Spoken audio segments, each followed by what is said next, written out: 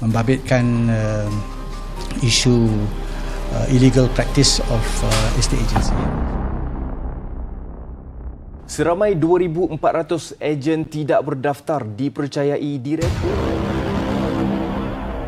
Serbuan dan pemeriksaan di premis itu dilakukan berdasarkan aduan awam mengenai ramai ejen.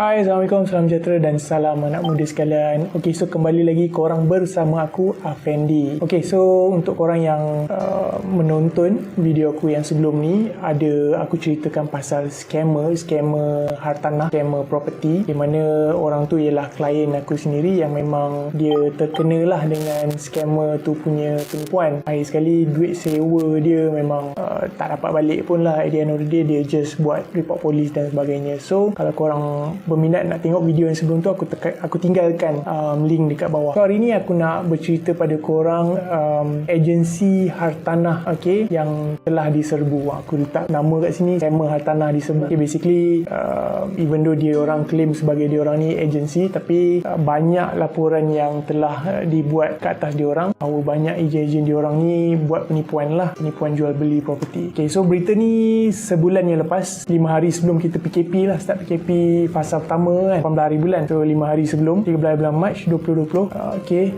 telah dilaporkan banyak media. Antara yang terawal ialah Harian Metro, and then The Star ada, DH Property ada, and then website MIA sendiri pun ada. Okay, yang lelaki Chinese ni dia bos untuk MIA. Okay, so berikut ialah jargon ataupun perkataan yang korang tak biasa dengar ataupun korang baru mengenali pasal property kan. So perkataan-perkataan ni mungkin baru lagi pada korang. Salah satu dia ialah MIA, Malaysia Institute of Estate Agency, and then LPPAH, Lembaga Penilai, Pentaksir dan Ejen Hartanah, dan last sekali REN, Real Estate Negotiator. Okay, so MIA ni dia bertindak mewakili semua ejen hartanah lah. Okay, kalau macam LPPAH ni dia mewakili penilai, valuer, and then ejen hartanah sekali. So tu adalah antara jargon lah yang mungkin kita akan gunakan dalam video ni, yang mungkin nanti korang pun tertanya-tanya apa benda tu kan. Macam tadi iklan yang sebelum ni, The Star dia tulis MIA applauds PDRM Bovia and overrates on illegal real estate firm. So aku saja share lah kan.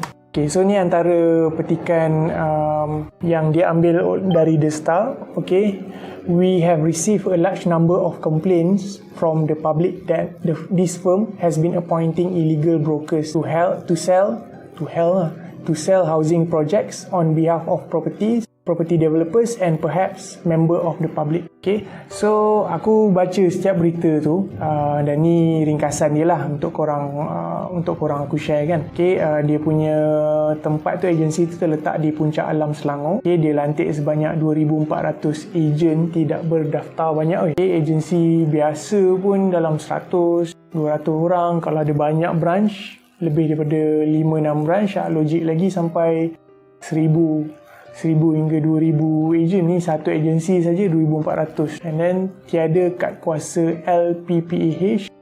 And then last kali menjual sebanyak 60 projek perumahan di Semenanjung Malaysia. Banyak. So developer appoint diorang sebagai ejen untuk jadi marketing ejen lah. Sebenarnya bila diorang offer diri diorang sebagai ejen pada developer sukalah biasanya kan, sebabnya dia nak jimat kos dia, sebab dia tak payah nak hire dia punya marketing staff dia. So agensi ni yang akan, tak kisahlah part time ke full time ke kan, agensi ni yang akan ambil diri diorang sebagai ejen, tak ada gaji. So bila dapat jual baru bagi commission kan. So maybe sebab tu antara sebab lah kenapa diorang ni berkembang sampai 2,400 ejen. Okay, so ni contoh kad kuasa yang dimaksudkan LPPH ni. Okay, contoh dia macam ni rupa. So let's say kalau korang berurusan dengan ejen, korang nak pastikan dia ni ejen berdaftar ataupun tidak, korang just minta dia tunjuk kad kuasa ataupun rentek lah at least kan. So dapat nampak macam ni, consider okay lah, dia ada REN number dan number IC dia dengan muka dia kat tepi tu. So legit lah, orang kata legit. So, ni antara penafian yang diorang buat. Okay, sebab diorang bernaung di bawah nama koperasi. So apa-apa dia punya peraturan tu di bawah koperasi lah, Koperasi Malaysia yang tetapkan. So dia mengatakan diorang dah memang follow Suruhanjaya Koperasi Malaysia punya peraturan, tapi SKM dia hanya benarkan penjualan atau sewaan untuk hartanah milik ahli-ahli saja. Maksudnya owner rumah ni dia kena join jadi ahli koperasi, baru diorang ni boleh tolong jualkan atau sewakan. Tapi diorang buat berbeza. Diorang bertindak sebagai agensi lah. Diorang hire marketing agent untuk pergi cari property kat luar sana untuk dijual atau disewakan. So salah lah. Kesalahan dia ialah sabit kesalahan, boleh didenda sehingga 300,000 atau maksimum 3 tahun penjara atau kedua-duanya sekali. So berikut ialah antara akibat lah yang aku boleh kongsikan, bahawa kalau korang terlibat dengan penipuan hartanah ni, okay, korang boleh ditipu ribuan ringgit, and then antara servis yang korang dapat tak profesional lah. Okay, boleh jadi diorang ni sekadar nak ambil je duit korang, and then bila kantoi ke ataupun tak deliver ke ataupun developer tak siapkan projek ke, korang tak boleh nak tuntut hak korang balik. Tak ada tempat pun, tak ada ruang pun nak dapat balik duit. Setakat ni aku tak pernah dengar lagi scammer tu tipu duit pengguna. Bila disabitkan kesalahan, pengguna semua dapat balik dia punya duit. Tak pernah lagi dengar. Mungkin ada kan, mungkin korang boleh kongsikan kat bawah. Aku pun ejen yang baru je kan. Okay, so itu saja perkongsian daripada aku. Sekiranya korang berminat konten yang begini, korang boleh tekan like kat bawah dan komen. Sekiranya korang ada soalan-soalan, aku ada few topik yang sebelum ni berkenaan scammer. Okay, dan aku cadang nak buat beberapa lagi lah. Ada banyak lagi news-news yang sebelum-sebelum ni berkenaan scammer hartanah. Sekiranya korang nak, korang tekan kat bawah. So sebelum tu aku nak invite korang untuk join aku punya Telegram group, okay, di mana aku kongsikan berkenaan pelaburan hartanah untuk anak muda lah. So itu saja daripada aku. Jumpa lagi korang di next video. Assalamualaikum, salam sejahtera dan salam anak muda sekalian.